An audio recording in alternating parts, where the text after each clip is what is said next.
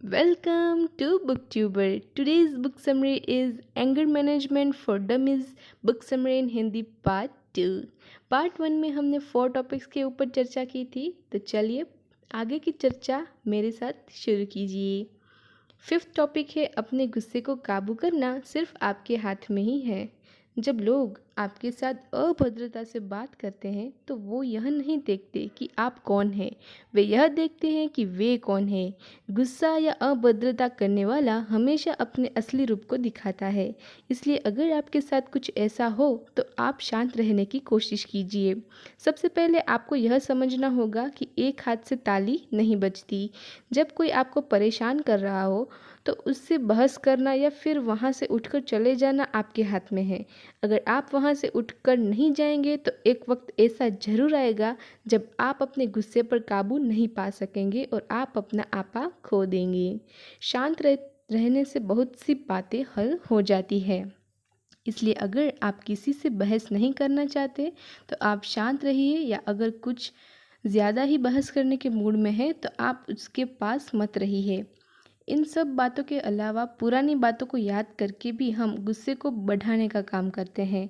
अगर आपका मूड खराब है तो पुरानी यादें आग में घी का काम करती है, इसीलिए अपने दिमाग से पुरानी और तकलीफ़ भरी यादों को दूर रखिए। पुरानी यादों की तकलीफ़ों को कम करने के लिए आप उसे किसी अच्छे दोस्त के साथ बांट सकते हैं। दुख बांटने से कम हो जाता है। या फिर आप हर वक्त कुछ अच्छा सोचकर खुद को इन सभी यादों से दूर रख सकते हैं। तो चलिए आगे बढ़ते हैं 7th टॉपिक के ऊपर। ज़्यादा तनाव भी आपके गुस्से की वजह हो सकती है। तनाव में रहना बिल्कुल भी सेहतमंद नहीं है।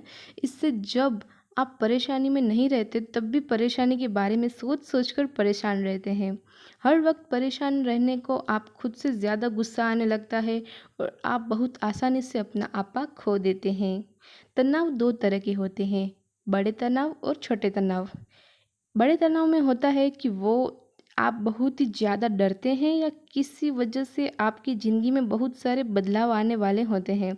एग्जाम्पल के लिए नौकरी खोने के डर से पैदा हुआ तनाव। और छोटे तनाव होते हैं, इन तनावों की वजह छोटी होती है लेकिन आपकी सेहत पर इसका सबसे बड़ा प्रभाव पड़ता है।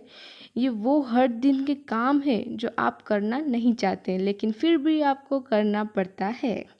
दोनों तरह के तनाव का हमारी सेहत पर एक सा असर होता है, इसलिए यह ज़रूरी है कि आप दोनों से निपटने के बारे में सोचिए। तनाव में रहने से बहुत सारी बीमारियां होती हैं। इससे आपका ब्लड प्रेशर बढ़ सकता है, आप डिप्रेशन में जा सकते हैं और आप लंबे समय तक रहने वाली बीमारियों का शिकार बन सकते हैं। बड़े तनाव से निपटने के लिए आपको खुद को यह समझाना होगा कि इनसे आपको सिर्फ इसीलिए डर लग रहा है क्योंकि इनसे आपकी ज़िंदगी में बहुत से बदलाव आने वाले हैं। आपको खुद को समझाना होगा कि एक नौकरी खो देने से आपकी ज़िंदगी ख़त्म नहीं हो जाएगी। आप आसानी से दूसरी नौकरी ढूंढ सकते हैं। तनाव से निपटने के लिए आप खुद उसके लिए अलग अलग हल ढूंढ सकते हैं। अगर आपको किसी काम को लेकर तनाव है तो आप उस काम को करने के तरीके के बारे में सोचिए और फिर उस काम को पूरा करने के अपने आप को तनाव से दूर कर दीजिए। चलिए आगे बढ़ते हैं 8 टॉपिक के ऊपर। हर रोज़ छोटे छोटे काम करके आप खुद को तनाव से दूर रख सकते हैं। अगर आप रात में अच्छे से नहीं सो रहे हैं तो यह आपके तनाव और गुस्से की वजह हो सकता है। कम सोने की वजह से आप आसानी से अपना आपा खो देते हैं। इसकी वजह से आप तनाव में रहते हैं जिससे आप अपना रोज का काम भी अच्छे से नहीं कर पाते। रात भर अच्छे से सोने के बाद आप तनाव को कम कर सकते हैं और इस दुनिया के सुनहरे हिस्से को अपना ध्यान खींच सकते हैं। अच्छी नींद लेने के लिए अच्छी नींद लेने के लिए सबसे पहले तो अच्छी नींद कैसे आएगी हो हम जान लेते हैं। तो सबसे पहले तो हमें क्या करना होगा, सोने से पहले कैफीन या निकोटीन वाली चीज़ों से दूर रहिए। उन्हें खाने से आपका नर्वस सिस्टम जाग जाता है जो आपको सोने नहीं देता। दूसरी टिप है कि देर रात को खाना मत खाइए। सोते वक्त अगर आपका पेट भरा रहेगा तो आप अच्छे से नहीं सो पाएंगे। थर्ड, खुद काम के तनाव से दूर रखने के लिए सोते वक्त अपने फ़ोन को दूर रखिए। अच्छी नींद के साथ ही अगर आप रोज़ कसरत करें तो आप अपने गुस्से और तनाव को और ज़्यादा काबू कर सकते हैं।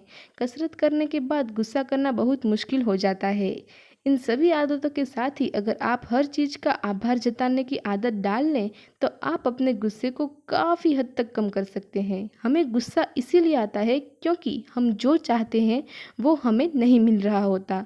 इसीलिए अगर आपके साथ कुछ भी अच्छा हो तो आप उसका आभार जताइए, जिससे कि आपको यह पता लगे कि आपके साथ क्या अच्छा हो रहा है। इसे अपनी आदत बना लीजिए। हर रोज़ खाना खाने से पहले अपने खाने का आभार जताइए। उन चीज़ों के बारे में सोचिए जिनके लिए आप शुक्रगुजार हैं। इससे आप अपना ध्यान तनाव वाली चीज़ों से हटाकर अच्छी चीज़ों पर लगा सकते हैं। तो चलिए आ गए हैं हम ये बुक समरी के एंड में। कंक्लूज़न देख लेते हैं। गुस्से और तनाव से आपका इम्यून सिस्टम कमज़ोर हो जाता है, जिससे कि आपको ब्लड प्रेशर और बहुत सारी बीमारियां हो जाती हैं। गुस्से को काबू करने के लिए गुस्से के लक्षणों को पहचानिए और उसे रोकिए। जो लोग अक्सर आपके गुस्से की वजह बनते हैं उनसे दूर रहिए। प्लीज़ उनसे दूर रहिए। यस। अच्छी नींद लेने से, कसरत करने से और आभार जताने से आप अपना तनाव और गुस्से पर काबू पा सकते हैं। अपनी गाड़ी और अपनी ज़िंदगी को आराम से चलाइए।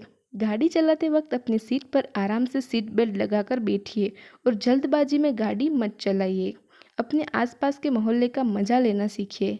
इससे आपका गुस्सा बहुत बहुत ही कम हो जाएगा। तो दोस्तों, ये बुक समरी आपको कैसी लगी मुझे कमेंट सेक्शन में ज़रूर बताइएगा। और पार्ट 1 की लिंक मैं ज़रूर डिस्क्रिप्शन में डाल दूँगी। तो सबसे पहले पार्ट 1 सुन लीजिएगा, उसके बाद part 2। And like, share and subscribe to my channel. And thank you so much for listening.